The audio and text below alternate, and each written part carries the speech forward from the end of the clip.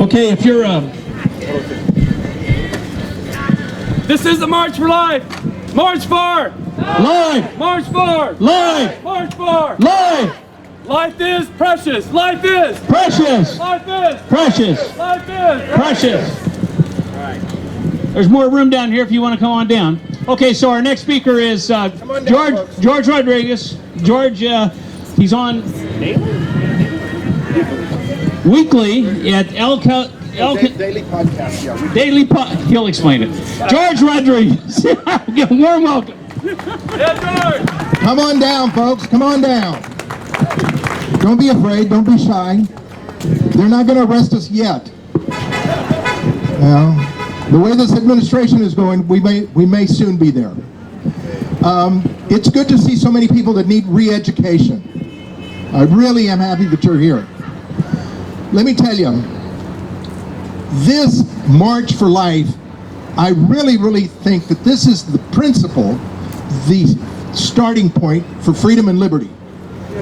Because life and liberty, without it, you know, you haven't got anything else. Everything else, the taxes and everything else that we gripe about is superficial, redundant.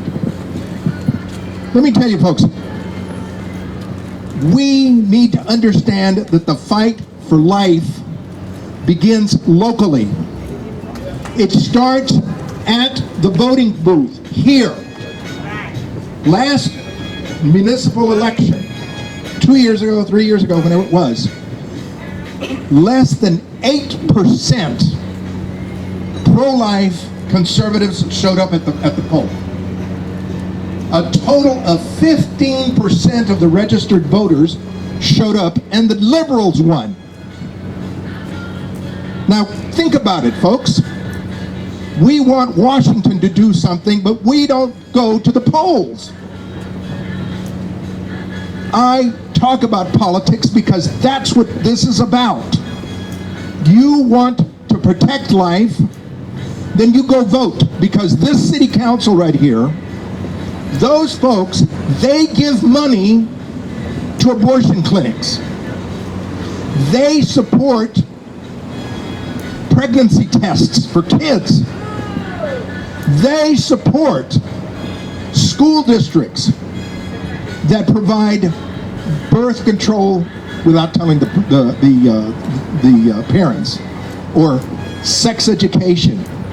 Because now, of course, it's going to be sex education on overdrive now with this new administration.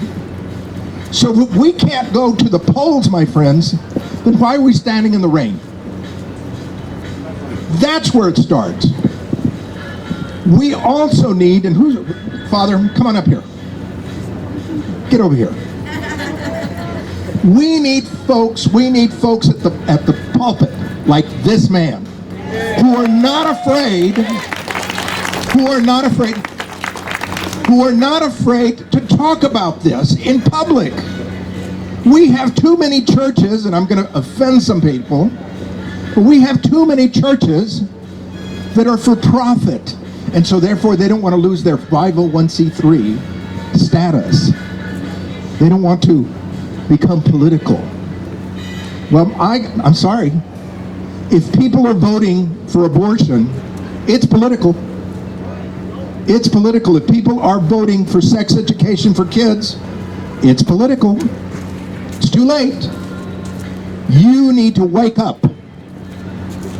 We need to wake up. 2 years ago, I had a real scare. I had a little lump in the back of my back, and I didn't know what the heck was going on, okay? It didn't hurt, but it was getting a little larger. Turned out it was just a ingrown hair that got out of control. Lump on a log. A lump on a log, and that's what it was. Thank God. And the loopholes that I had to go through to have it removed, I had to go through all sorts of clearances, all sorts of this and that, and I even had to tell the family that I had to do that. Family members had to come in and sign, in case something happened. It was an in and out procedure that took less than an hour. On the other hand, we've got folks in DC right now and in Austin who want to give abortion on demand to kids so that they don't even have to tell anybody. They're just going to do it.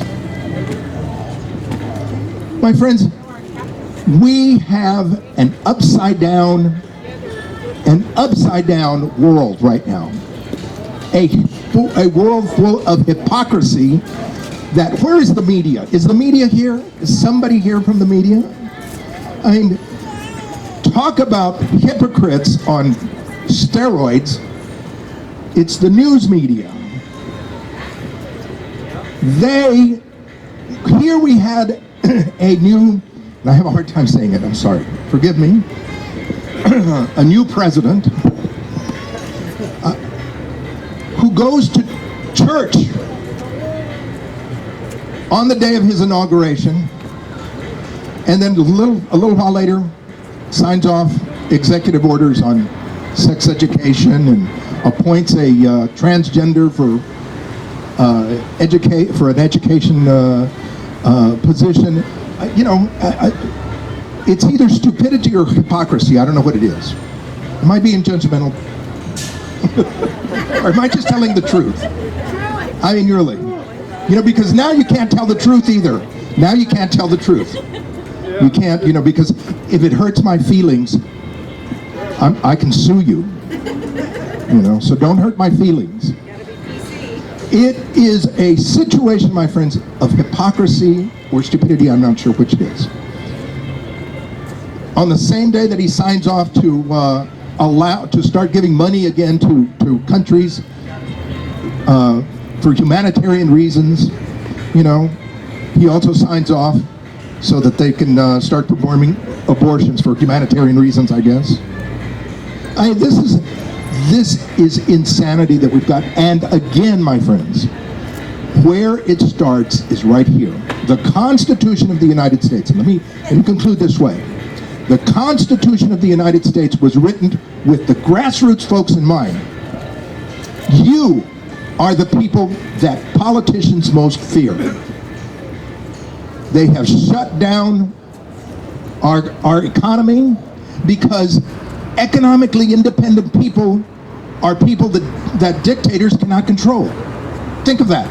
Economic independent people are people that dictators cannot control. So the more that you are dependent on them, the better it is for them. The less that you are dependent on them, what are they going to do? Get real jobs? Heaven forbid. The defense of freedom and liberty. Go home with this in mind. Oh, and by the way, before I finish, let me put in a shameless plug. My show is on Saturdays, 1 or 2 o'clock to 3 o'clock, as well as on a podcast daily for the on KLUP, the only Christian commercial station, KLUP, 9:30 a.m. radio. Listen to me, El Conservador. I've got a blog. I've got a website. I'm still on social media. Haven't been kicked off yet. So please support and listen. Who knows how long we will be on the show? We will be on the air. But please support us. Let me send you home with this thought, that the defense of freedom and liberty and life, freedom, liberty, and life begins at City Hall, in your backyard, at the voting poll. This coming May, San Antonio has municipal elections. Go vote.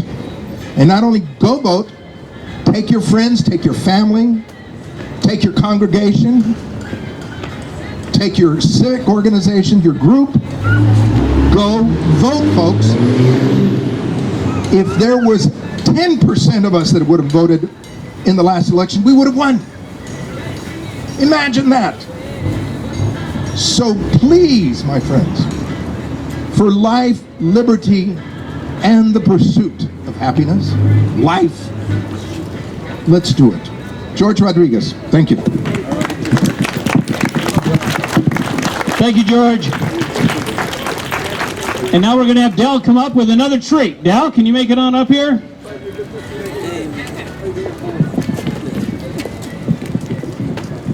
We were over there, and there's a wedding going on, and so we're going to kind of hang here for a little bit. But we got a treat, and Dell's gonna sing for us again. Hey guys, you need to sing with me though, okay? God Bless America, everyone knows this song, right? Okay. God bless America, land that I love. Stand beside her and guide her through the night with the light from above. From the mountains to the prairies, to the oceans, white with foam. God bless America, my home, sweet home. God bless America, my home, sweet home. Sing it again. God bless America, land that I love. Stand beside her and guide her through the night with the light from above.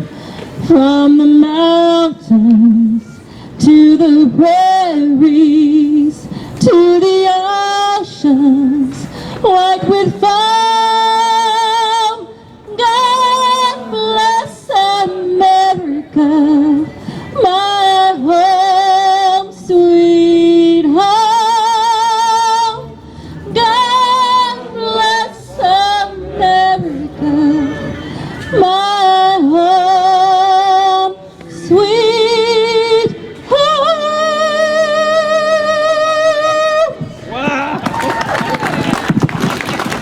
Thanks, Dell. What a treat, huh?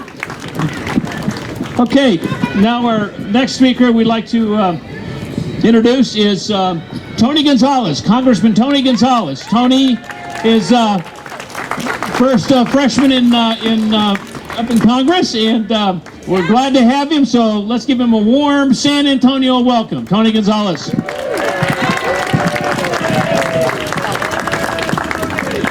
So first off, thank you all for being out here, right? So rain, shine, global pandemic, it's great to see people that are pro-life being active and being vocal. So it's a beautiful thing to be out here today. So I just want to say we have a lot ahead of us, right? I'm up in DC right now, and there's a lot of battles that are taking place right now. And the way to do it, I believe, is to go to the fire, not run away from it. And we have to show the pro-life community is united and is resilient. And we're not going to allow some of these radical positions and radical policies to take hold. And I'll be very specific. You know, the Hyde Amendment is under attack. And the Hyde Amendment has saved millions of innocent lives. And we have to make sure that we fight for that. And one way to do that is to reach out to your representatives and make sure that they know that that's an issue that is vital and important to our communities. So that's one. You know, I'm proud. I just co-sponsored a bill, the Born Alive Act. And it's things like this that we just have to push forward, and we have to highlight that our pro-life community is going to be there, and we're going to make sure that we hold our elected officials accountable. And that's honestly, that starts, and I think George may have mentioned it, that starts here at home. That starts right here in our backyards, but it goes all the way up to DC, from our local representatives to our state and to our federal representatives. We have to make sure that pro-life policies are instilled. And the way to do that is to just be active in your communities. Be active, let people know that we are going to be supportive of this. I also want to mention, foster care, adoptions. Like, let's give the resources to these areas to help fight that battle, right? To take it from start to beginning. I'm proud to be a CASA volunteer.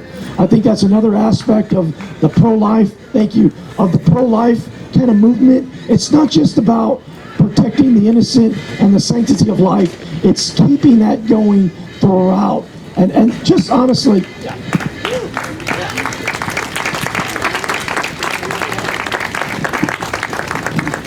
and we do that by showing up. We do that by letting people know that we're here, that this is important to us, and that we are ready to fight for what we believe in. So I'll stop there. I just want to say thank you again for coming out. And like I said, doesn't matter, rain or shine, our pro-life community is as strong as ever. Thanks, Tony. Tony, you have 6, right? So he's pro-life. He has 6 children himself. So thank you very much, Tony, and fight the good fight.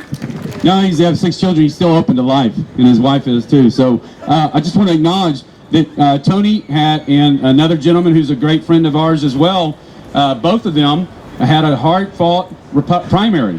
What we have to do now is unite for life. It's through life that our country can heal and our country can move forward unified. It is through life, and it'd be great to have that. But Tony was here last year as well. I just want to acknowledge that. And he was here last year in the crowd as we had a stage set up over here, and he joined us and was back in the crowd as you are today. He made it happen. He got off and got off the couch, got on the street, started walking, and decided he wanted to run for Congress, and he made it happen. Each of you need to consider that. Each of you, it is possible. Tony is proof of that. That is, he was here in the crowd last year already running for Congress, but he made it happen through the grace of God and worked hard to do that. So each of you, think about how you can play a role in the public square, whether it's running for office, supporting someone running for office, or whoever it might be. It's through life we can unite. So thank you, Tony, for being here again. And Michael Blair, I want to thank your staffer. Where is he? Michael, right there. Thank you for coordinating this and making it happen, Michael. God bless everybody. Thank you, Tony.